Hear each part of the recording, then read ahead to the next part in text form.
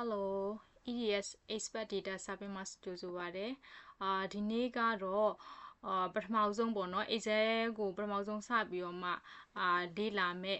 beginner တွေအတွက်သင်ရိုးလေးဖြစ်ပါတယ်ဒီမှာဆိုလို့ရှိရင်ပထမဆုံးဘာတွေသိသင့်လဲပေါ့နော်ဘာတွေသိသင့်လဲဆိုတာကိုပြောပြမှာဖြစ်ပါတယ်အခုကဒီမှာရေးထားတာလေးတွေပေါ့နော်ဒါလေးတွေကိုပထမဆုံးပြောပြမယ်ဒီဗီဒီယိုမှာပထမဆုံးကဘာလဲဆိုရင် rows တွေ column တွေကဘယ်အရာတွေလဲပေါ့နော်နောက်ပြီးတော့ရင် cell တွေနောက်က webbook နဲ့ worksheet ကိုခွဲခြားသိဖို့အတွက်ပေါ့နော်နောက်ပြီးတော့ဒီစာတွေကိုဘယ်လိုရိုက်မလဲ number တွေဆိုရင်ရောဘယ်လိုရိုက်မလဲနောက်ပြီးတော့ရင် date တွေဆိုရင်ရောဒီ Excel မှာဘယ်လိုထည့်မလဲပေါ့နော်နောက်တစ်ခါ column နဲ့ပတ်သက်ပြီးတော့မှဒီ column ရဲ့ width တွေကိုဘယ်လိုမျိုးချဲ့လို့ရမလဲနောက်ခါဒီစာရိုက်တဲ့နေရာမှာသုံးရတဲ့ဘိုးစာကိုဘိုးလုံးမှာလားပေါ့နော် font size ချိန်မှာလား color ဆိုရင်ရောဘယ်လိုထည့်မလဲเนาะနောက်ပြီးတော့ဒီ Excel မှာစာတွေရိုက်ပြီးတဲ့အခါမှာသူ့ရဲ့border လေးတွေပေါ့နော် border လေးဘယ်လိုလုပ်မလဲဆိုတော့ဒီအချက်9ခုကိုပြောပြမှာဖြစ်ပါတယ်နံပါတ်1အနေနဲ့ပေါ့နော် rows နဲ့ column နဲ့ဒီပထမဆုံးဒီမှာ Excel ဖွင့်လိုက်ပြီဆိုရင်ကိုဘာမှမလုပ်ခင်မှာဆိုလို့ရှိရင်ပထမဆုံးဘာအရင်မြင်နေရမလဲဆိုရင်ဒီ Excel ရဲ့ဒီအပေါ်ကသူ့ရဲ့ tab တွေကိုခဏထားပြီးတော့မှExcel မှာဘာကိုအရင်ဦးဆုံးသိဖို့လိုလဲဆိုရင် rows နဲ့ column ဆိုတာဘယ်ဟာတွေလဲဆိုတာသိဖို့လိုတယ် column ဆိုတာကကြတော့ဒီ vertical ပေါ့နော် vertical ဒီ ABCD ဆိုပြီးတော့မှဒီလိုမျိုး ABCDအခုလိုမျိုးဒီရှိနေတဲ့အရာတွေပေါ့နော်ဒီ vertical like အရာတွေကိုဒါကို column လို့ခေါ်တယ် column ဆိုတာဒါဆိုရင်အခု select မှတ်ထားဆိုရင်ဒါ column D ဒါဆိုရင် column F ပေါ့နော် column G အဲ့လိုမျိုးဒီလိုမျိုး vertical ပေါ့နော် down like အရာတွေကို column လို့ခေါ်ပြီးတော့မှဒီဘက်မှာ1 2 3 4 5ဆိုပြီးတော့မှ cannon တွေရှိနေတဲ့အရာတွေကိုဒါကြ horizontal ပေါ့နော် horizontal အရာကိုမှကြတော့rows လို့ခေါ်တယ်ပေါ့နော်ဗာလဲဆိုရင်ဒီမှာကဒါဆိုရင် row number 9ဒါဆိုရင် row number 10ပေါ့နော်အဲ့လိုမျိုးrows နဲ့ column ကိုစပြီးတော့သိရမယ်နောက်ထပ် cell ပေါ့နော် cell ဆိုတာကကြတော့ဗာလဲဆိုရင်စောနာကပြောတဲ့ rows နဲ့ column ကိုပေါင်းထားတဲ့အရာပေါ့နော်ဥပမာဒီမှာဆိုရင်ဒီလိုမျိုးအခု Excel မှာဆိုဒီမှာအကွက်လေးတွေရှိတယ်ဒီအကွက်လေးတွေကဒီလိုအကွက်တစ်ကွက်ကိုထောက်လိုက်တာနဲ့ဒီအကွက်ရဲ့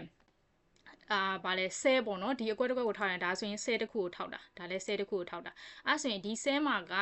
ဘယ်လိုမျိုးရှိလဲဆိုရင်ဒီ Excel ရဲ့အကွက်တိုင်းအကွက်လေးတွေတိုင်းမှာသူ့ရဲ့ cell name ဆိုပြီးတော့မှရှိတယ် cell name ဆိုတာကြတော့ဘာကိုပြောလဲဆိုရင်စောနာက rows နဲ့ column နဲ့ကိုပေါင်းတာအခုပထမဆုံး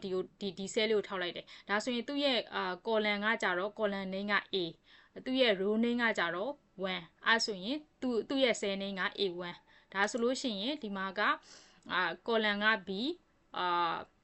row က2ပေါ့နော်အဲ့ဆိုလို့ရှိရင်ဒီ cell name က B2 ဆိုပြီးတော့မှရှိတယ်အဲ့ဆိုဒီ cell name လေးတွေကိုသိဖို့လိုတယ်ဒီ cell name ကအခုစောနာပြောသလို column နဲ့ row နဲ့ကိုလိုက်ပြီးတော့ကြည့်နေစရာမလိုဘူး तू က Excel မှာ auto ပြပေးထားတယ် cell တစ်ခုကိုထောက်လိုက်တာနဲ့ဒီ cell ရဲ့ name က C4 ဆိုပြီးတော့မှသိရတကားဒီဘက် cell ကိုထောက်လိုက်မယ်သူရဲ့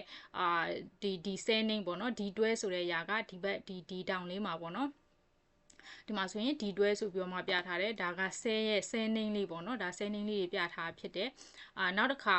ဘာသိဖို့လိုသေးလဲဆိုရင် webbook နဲ့ worksheet ပေါ့နော်အဲ့ဆိုဒီ webbook ဆိုတာကကြတော့ဗာလဲဆိုရင်ဒီ Excel တစ်ခုလုံး Excel တစ်ခုလုံးဒါတွေအကုန်လုံးနောက်ထပ်ဒီ Excel ထဲမှာဗားတွေနောက်ထပ် sheet တွေဘယ်နှခုပဲရှိပြောချင်တာ Excel တစ်ခုလုံးကိုမှ तू က webbook လို့ခေါ်တယ်ပေါ့နော်အဲ့ဆိုရင်ဒီ Excel ကို webbook လို့ခေါ်တယ် worksheet ဆိုတာကြအခု Excel မှာဆိုလို့ရှင်ထားပါဒီ webbook ဆိုတဲ့အရာကစာအုပ်တအုပ်ဆိုလို့ရှိရင်ဒီ worksheet ဆိုတဲ့အရာကသူ့အထဲထဲမှာရှိနေတဲ့စာရွက်လေးတွေပေါ့နော်စာရွက်လေးကဘယ်လိုမျိုးလဲဆိုရင်သူ့ရဲ့ဥမာဒါဆိုရင်ဒီမှာ sheet 1ဆိုပြီးတော့မှရေးထားတယ်နောက်ထပ်ဒီလိုအပေါင်းလေးကိုထပ်နှိပ်တာနဲ့ဒီမှာ sheet 2sheet 3ပေါ့နော်ဒါကစာရွက်တွေကိုယ့်ရဲ့စာရွက်ပုံစံပေါ့နော်ကိုနောက်ထပ်ပြီးတော့မှစာရိုက်ချင်တယ်နောက်ထပ်စာမျက်နှာအသစ်တစ်ခုထပ်ပြီးတော့မှထုတ်ချင်တယ်ဆိုလို့ရှိရင်ဘာလဲဆိုတော့ဒီလိုမျိုးဒီအပေါင်းလေးကိုနှိပ်ပြီးတော့မှကိုလိုချင်တဲ့အတိုင်း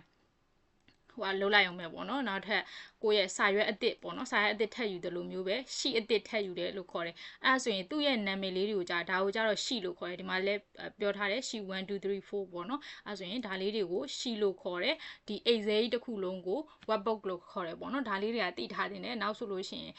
ဗာလဲဆိုတော့ webbook ဆိုတာကဘယ်ဟာကိုပြောတာလဲရှိဆိုတာကဘယ်ဟာကိုပြောတာလဲဆိုတာ꿰ပြအောင်ပေါ့နော်အဲ့ဆို အဲ့ဒါရမယ်နောက်တစ်ခါဗာလဲဆိုလို့ရှိရင်စာပေါ့နော်ကိုကစာရိုက်တာတော့ပုံမှန်ပဲပုံမှန်ကိုရိုက်တယ်လို့ပဲ rows and column ဒါကစာရိုက်တာပေါ့နော်အဲ့ဆိုရင်စာရဲ့ကိုစာတစ်ခုရိုက်မယ်ဆိုရင်စာကတော့ကိုပုံမှန်ရိုက်တယ်လို့ပဲစာရိုက်တယ်နောက်ကကဏ္ဍတွေပါရိုက်မယ်ဆိုလဲထားကဏ္ဍတွေကအတူတူပဲနောက်ကဘာရှိလဲဆိုရင် date ကကြတော့နည်းနည်းကွဲပြားတယ်ပေါ့နော် date မှာဆိုလို့ရှိရင်ပုံမှန်အပြင် date ရဲ့date တစ်ခုထွက်လာဖို့အတွက်ဘယ်လိုရိုက်မလဲပေါ့နော်ဒီ exam မှာဆိုရင်ပုံမှန်အပြင်သူ့ရဲ့ date ရိုက်မယ်ဆိုလို့ရှိရင်ပေါ့နော်အခုဆိုလို့ရှိရင်3လပိုင်း28အဲ့ဆိုရင်လကိုအရင်ရိုက်မယ်လက3လပိုင်းနောက်တစ်ခါကိုက date တစ်ခုကိုရိုက်မယ်28ဆိုလို့ရှိရင်28ရက်ကိုရိုက်လိုက်မယ်အဲ့ဆိုရင် exam မှာ auto ပေါ်ပေးရပါတော့ပေါ်ပေးရကြဒီမှာ28 match တပေါ့နော်ဒါကကြတော့ exam ရဲ့ auto ပေါ်ပေးတဲ့ဟာဒီမှာဆိုရင်ကိုကရိုက်လိုက်တာကလနဲ့ရက်ပေါ့နော်လနဲ့ရက်ကိုပဲရိုက်လိုက်တာဒါပေမဲ့လို့ဒီမှာသွားပြီးတော့မှထောက်ကြည့်လိုက်တဲ့အခါမှာဆိုရင်ဒီမှာ3လပိုင်း28 2026လို့ပေါ်ပြီးတယ်2026ကရိုက်ထားတာမဟုတ်ဘူးသူကသူပေါ်ပြီးတာအဲ့ဆို Excel ရဲ့ auto ကဘာလဲဆိုရင်ကိုကလနဲ့ရက်ကိုရိုက်လိုက်တာနဲ့အခုက2026ဆိုလို့ရှိရင်2026ဆိုတဲ့ date ကိုတခါတည်းပေါ်ပေးတာကိုသုံးနေတဲ့အချိန်က2026မဟုတ်ဘူး2025ဖြစ်နေတယ်ဆိုလို့ရှိရင်သူက2025ဆိုပြီးပဲပေါ်ပေးမှာ auto ပေါ်ပေးတာပေါ့နော်အခုရောက်နေတဲ့နှစ်ကိုတကယ်လို့ကိုကအဲ့လိုမျိုးမဖြစ်ချင်ဘူးကိုက2025ကိုပဲရိုက်ချင်တယ်အဲ့ဒါဆိုလို့ရှိရင်3လပိုင်း28ကိုကထည့်ရိုက်ပေးရမယ်ပေါ့နော်28နောက်ကတည်း2026ဆိုပြီးတော့မှထည့်ပြီးတော့မှရိုက်ပေးရမယ်ဒီမှာဆိုလို့ရှိရင်ဒါရိုက်တဲ့ပုံစံပေါ့နော်ရောက်တဲ့ပုံစံပြီးသွားလို့ရှိရင် date ကကြတော့date ကတယောက်ဘယ်လိုပြောမလဲသူ့ရဲ့သုံးတဲ့ပုံပေါ်မူတည်ပြီးတော့မှပေါ့နော် date ကဘယ်လိုမျိုးပုံစံပေါ်ကျင်တာလဲအခုဒီမှာဆိုလို့ရှိရင်28 match ဆိုပြီးတော့မှပေါ်ကျင်တာလားဒီလိုမြင်းဆောင်လေးနဲ့ပေါ်ကျင်တာလားပေါ့နော်ကိုယ့်ရဲ့ပေါ်ကျင်တဲ့ပုံစံလိုက်မူတည်ပြီးတော့မှဘာလေးတွေကိုထပ်ပြီးလုပ်လို့ရလဲဆိုလို့ရှိရင်ဒီအပေါ်ကပေါ့နော်ဒီ group name လေးမှာဒီ number ဆိုတဲ့ group မှာဆိုရင်ဒီမှာ custom ဆိုပြီးတော့မှရှိတယ်အဲ့မှာကိုရိုက်ထားတဲ့ date တစ်ခုကိုဆက်လက်မှတ်လိုက်မယ်ပြီးသွားလို့ရှိရင်ဒီမှာဘာအလွယ်တကူသွားလို့ရဒီမှာ short date ကကြတော့အခုပြောတဲ့ဒီမြင်းဆောင်ပုံစံလေးတွေအတိုင်းထားမှာလားဒါမှမဟုတ်ဆိုရင် long date ဒီမှာ long date ကိုနှိပ်ကြည့်လိုက်မယ်โอเค long date ကိုနှိပ်လိုက်လို့ရှိရင်ဒီမှာဆိုရင်ဒါသူ့ရဲ့ long date ပုံစံပေါ့နော်ဒီမှာ Saturday March 28 2026ဆိုပြီးတော့မှဖော်ပြထားတာနောက်ပြီးတော့ဒီလိုပုံစံမရချင်ဘူးကိုကတခြားပုံစံလေးရချင်တယ်ဆိုရင်လည်းရှိသေးတယ်ရတယ်ဒါကဘယ်လိုနှိပ်လို့ရမလဲဆိုရင်ဒီဘက်က more number format ပေါ့နော်ဒီကိုနှိပ်မယ်နှိပ်ပြီးသွားလို့ရှိရင်ဒီဘက်ကdate ကိုရွေးမယ် date ကိုရွေးပြီးဒီမှာကိုလိုက်ပြီးတော့မှဒီမှာပုံစံတွေသူ့ရဲ့ format တွေအများကြီးရှိရပေါ့နော်ဒီ format တွေကကိုကြိုက်ရအောင်ရွေးလို့ရတယ်ဥမာဒီမှာဆိုလို့ရှိရင်ဒီမှာ match ဒီမှာ40တဲ့နောက်က202012ပေါ့နော်ဒါအဓိက format ပုံစံပေါ့နော်ဒီပုံစံလေးအတိုင်းရကျင်လားအဲ့ဆိုရင်ကိုရကျင်တဲ့ဒီအောက်မှာလည်းပုံစံလေးရှိရယ်ကိုရကျင်တဲ့ပုံစံတစ်ခုနှိပ်မယ်နောက်ပါ okay နှိပ်မယ်ဒါဆိုရင်စောနာပြတဲ့ပုံစံအဓိက date format ပုံစံပေါ့နော်format ပုံစံကိုကြိုက်တယ်လို့ရိုက်လို့ရတယ်ကိုကြိုက်တယ်လို့ဒီကနေပြီးတော့ဒီ date ကနေသွားပြီးတော့မှပြောင်းလို့ရတယ်ပေါ့နော်အဲ့ဒါကdate ရိုက်တာနောက်တစ်ခါဗာလဲဆိုရင် adjust column ကကြတော့ column အခုစောနာနေမယ်လွှိုက်တယ်ဒီလိုမျိုးစာတစ်ခုရိုက်လိုက်တယ်ပေါ့နော် okay ရိုက်တယ်ဒါဆိုလို့ရှိရင် तू ကနောက်ထပ်ဒီဘက်မှာလဲစာတစ်ခု okay ထည့်ရိုက်လိုက်မယ်အဲ့ဒါဆိုလို့ရှိရင်ရှေ့ရစာကမမြင်တော့ဘူးပေါ့နော်အဲ့လိုမျိုး तू က column အဲ့လိုဖြစ်တဲ့အခါမှာဆိုလို့ရှိရင်ကိုကဘာလို့ရှေ့ရစာကိုလေသူ့အတိုင်းပဲသူ့ရဲ့ဒီစာရဲ့အကျယ်အတိုင်းပဲကိုကမြင်ရင်နေတဲ့အခါမျိုးအဲ့လိုမျိုးအခါဆိုရင်ဒီ column ရဲ့အကျယ်ပေါ့နော် column ရဲ့အကျယ်ကိုကိုယ့်အနေနဲ့ကို adjust လုပ်လို့ရတယ်ဘယ်လိုမျိုးလဲဆိုရင်ကိုယ့်ရဲ့အခုဒီမှာ column မှာဆိုလို့ရှိရင်အခုဒါ column E ဆိုလို့ရှိရင်ကိုက column E ရဲ့ဒီမြင်းလေးပေါ်မှာထောက်လိုက်တယ်ဆိုရင်အခုမြားနှစ်ဖက်လေးနဲ့အမဲလေးပေါ်လာအဲ့ဒါလေးကိုပေါ်နေပြီဆိုတာနဲ့ကိုယ့်ရဲ့ left click ကိုနှစ်ချက်နှိပ်လိုက်မယ် okay အဲ့ဆိုလို့ရှိရင်သူ့ရဲ့စာအကျယ်ပေါ်မူတည်ပြီးတော့မှသူက auto adjust လုပ်ပေးသွားတာပေါ့နော်သူ့ရဲ့ဆဲရဲ့အကျယ်ကိုပေါ့နော်ဒီလိုမျိုးလေးနှစ်ချက်နှိပ်မယ်တကယ်လို့အဲ့လိုမရချင်ဘူးကိုကဒီထက်ပိုပြီးတော့အကျယ်ရချင်ဆိုရင်ရတယ်ကိုဘာနဲ့ကိုအခု left click လေးကိုပဲနှိပ်ပြီးတော့မှကိုကနဲ့ကိုဒီဘက်ဆွဲထည့်ပြီးတော့မှကျဲကျင်လားဒီလိုလေးပဲကျင်းကျင်လားဒါကကိုကြိုက်တယ်လို့ adjust လုပ်လို့ရတယ်ပေါ့နော်ဒါဆဲရဲ့အကျယ်နဲ့ပတ်သက်ပြီးတော့နောက်တစ်ခါဒီမှာစာရိုက်ထားတယ်အဲ့ဒီစာကိုကိုကဘိုးစွာကဒီလိုမျိုးဒီမှာတစ်ခါပါပြီးသားဒီမှာ font ဆိုတဲ့ group မှာဘိုးကိုနှိပ်လိုက်မယ်ဆိုရင်စာကဘိုးလေးဘ ဘိုးတင်ပေးသွားရပေါ့နော်စာကိုဘိုးတင်ပေးရရှိတယ်နောက်ပြီးတော့ဒီစာရဲ့ font size okay font size ကိုကြည့်ချင်တာအခုဆိုရင် font size က11အဲ့ဆိုရင်ကိုကြိုက်တယ်လို့ကိုအကြီးအသေး okay ဒါကိုကြိုက်တယ်လို့အကြီးအသေးလုပ်လို့ရတယ်ပေါ့နော်ထပ်ပြီးသေးချင်လားကိုကြိုက်တယ်လို့သေးလို့ရတယ်ဒါ font size ကိုကြိုက်တဲ့font size ပုံစံကိုဘာနဲ့ကိုရွေးလို့ရတယ်ပေါ့နော်ဒါ font size ရွေးတာနောက်ပြီးတော့လို့ရှိရင်ဒါက font style ပေါ့နော် font style ရဲ့ကြာခါကျတော့ဒီ font ကိုမှဘယ်လိုမျိုးသုံးမလဲပေါ့နော်ဒါဆိုရင် font ကပုံမှန်အားဖြင့်ဆိုလို့ရှိရင် Time New Roman ဒါဆိုလို့ရှိရင်ပုံမှန် font လေးတစ်ခုပေါ့နော်ဒီ font တစ်ခုရွေးလို့ရတယ်အဲ့လိုမဟုတ်ဘဲနဲ့ Arial တို့တခြားကိုကြိုက်တဲ့ font ပုံစံကိုလည်းရွေးလို့ရတယ်ပေါ့နော်နောက်ပြီးတော့လို့ရှိရင် font ရဲ့ color အခုဆိုလို့ရှိရင် font color ကသူ့ရဲ့ဘယ်လိုပြောမလဲသူပုံမှန်အနေနဲ့ auto အနေနဲ့တော့ font color ကအနက်အနေနဲ့ပြပေးထားတယ်အဲ့ဒါကိုကအနက်မရချင်ဘူးကိုကအဖြူရချင်တယ်ပေါ့နော်ဒီမှာဆိုလို့ရှိရင်ဒီ A ဆိုတဲ့ຢာလေးပေါ့နော်ဒါလေးကိုokay အဖြူလေးကိုနိုင်မယ်ဒါဆိုရင်အောက်က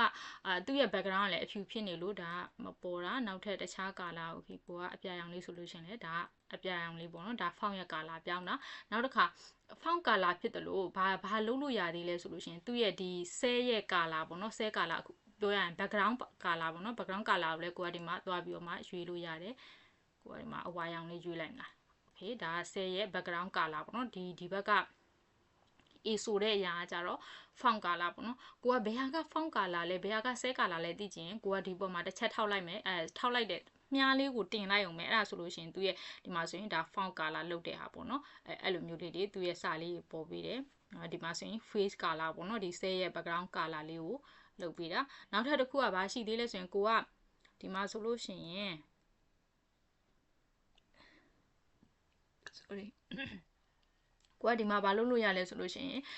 စာတွေရိုက်ထားတယ်စာတွေရိုက်ပြီးတော့ကိုကဒီစာကိုဒီတိုင်းမထားချင်ဘူးပေါ့နော်သူ့ရဲ့ဘိုဒါလေးတွေခတ်ချင်တယ်ပေါ့နော်ဘိုဒါမြင်းလေးတွေခတ်ချင်တဲ့ပုံစံအခြေအနေမှာဆိုလို့ရှိရင်ဒါလေးကိုတစ်ချက်ထောက်ကြည့်ဒါဆိုရင်